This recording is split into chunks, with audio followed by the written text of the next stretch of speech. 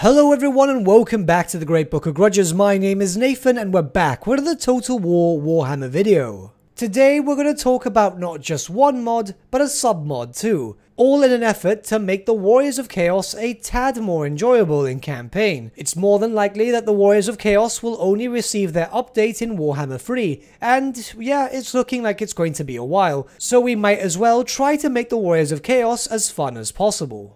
As always, we'll go over the mod in brief and then showcase them on the campaign map. Both the mod and the sub-mod will be found in the description below. First, we have the main mod, which is known as Upgrade Units. This allows you to upgrade units to their next tier if they have enough experience rank. The unit experience rank is defined by its chevrons, so basically you can upgrade Chaos Marauders, for example, to Chaos Warriors, providing that you have the required rank. This also costs gold, by the way, in certain cases. This mod currently works for every single established race and faction in the Total War Warhammer series. It's quite enjoyable, so whatever race you're going to play, I do recommend it. However, the main reason we have to mention this mod is because there is a sub-mod that goes with it.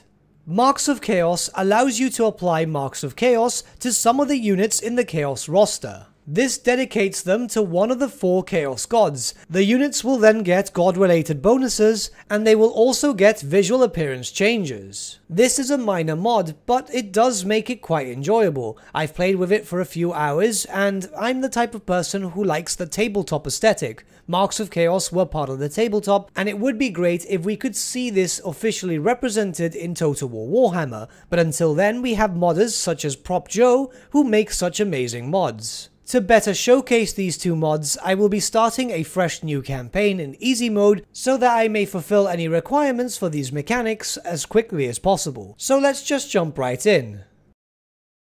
So I've started a new campaign with Sigvald the Magnificent, no reason whatsoever barring the fact that I'm a big fan of Slaanesh. Everything in terms of mechanics and so on seems as normal. Perhaps this is one of those which keep you more closer to vanilla than anything else, which works well for players who are not that experienced with mods. Think of this as a series of entry-level mods. So everything that can be found in regards to both the unit upgrade mods and the Mark of Chaos sub-mod is all within your Lord's unit roster. You don't have to look anywhere else.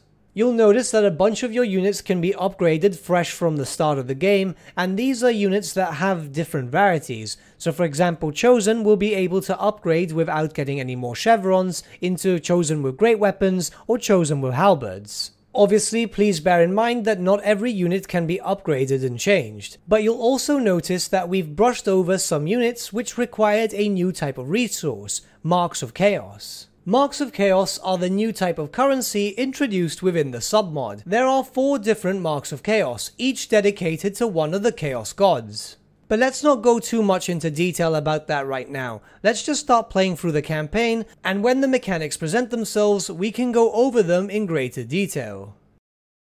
As soon as I won my first settlement battle, I was presented with a new dilemma. I could either awaken the tribe and get a new ally, or raise the town itself in the name of one of the 4 dark powers. This seems to be the only way which you may gain Marks of Chaos. Obviously, since this is the first settlement I fought, and despite the fact that vassals are generally quite useless, I decided to awaken the tribe instead to get some extra income, and hopefully these vassals would prove useful.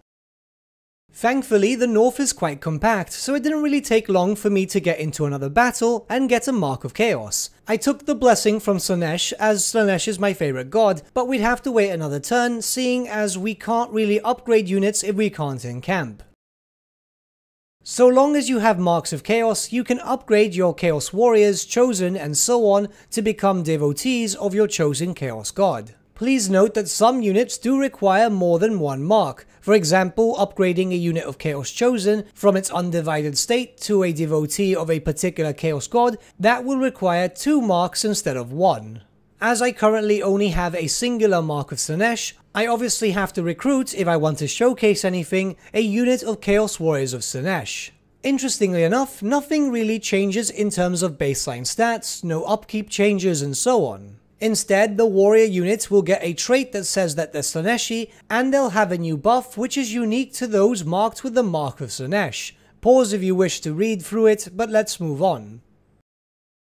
This would also be the perfect time to showcase what the unit upgrade mod actually does. You see, as we currently have quite decently leveled up Chaos Marauders, now is the perfect time to upgrade them to Chaos Warriors. This works extremely well for the Chaos Warriors and other Horde factions, considering the fact that the upgrades aren't really that expensive, and it does take a while to actually get the buildings required to recruit them normally. With that, we have a decent number of Chaos Warriors. They won't be upgraded to full strength, however this is perfectly fine. Early on, Chaos Warriors, even at half strength, can do a lot of damage.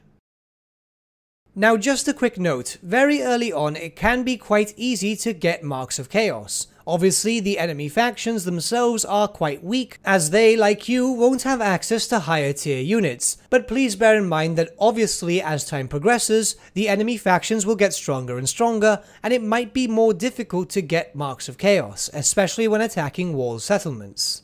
So before you start spending all your Marks of Chaos, make sure you really want to spend them. As you can imagine, it didn't take long, especially fighting Kislev, which is a stripped down version of the Empire at the moment, to get the remaining Marks of Chaos that we needed to be able to field 1 unit of Chaos Warriors of Khorne, 1 unit of Chaos Warriors of Slaanesh, 1 unit of Chaos Warriors of Tzeentch, and 1 unit of Chaos Warriors of Nurgle. The buffs provided to each of these now unique units will be shown on screen, so I do recommend pausing at any which may be of interest to you. The buffs themselves are fairly powerful for their respective units, and will provide the Chaos Warriors with a nice edge, especially early campaign. They can be seen as a bit overpowered, but you have to take into account that obviously you need Marks of Chaos to be able to recruit these troops. You can't outright purchase them. So seeing as Marks themselves are fairly limited, this is quite balanced.